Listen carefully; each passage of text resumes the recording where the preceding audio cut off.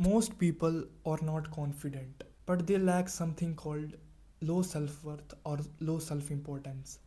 So, guys, in this video, we will talk about how we can increase our self importance in order to improve our social life. The first thing is that keep the promises to yourself. It can be hitting gym every day, training till the failure, reading that book every single day in order to get something out of it. Most people try to fake that confidence, but at the end, they always feel empty. So, guys, in order to feel true self importance, you need to keep all the promises to yourself. So, guys, the second thing is stop comparing yourselves to other.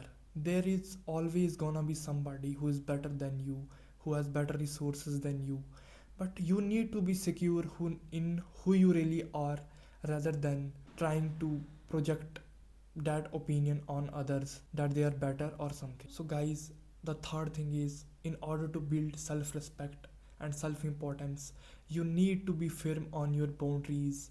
You need to know how when to say no clearly rather than just trying to be good to others, because when you are clear on your boundaries and your words, people always will respect you. So, guys, that was for today's video. Thank you.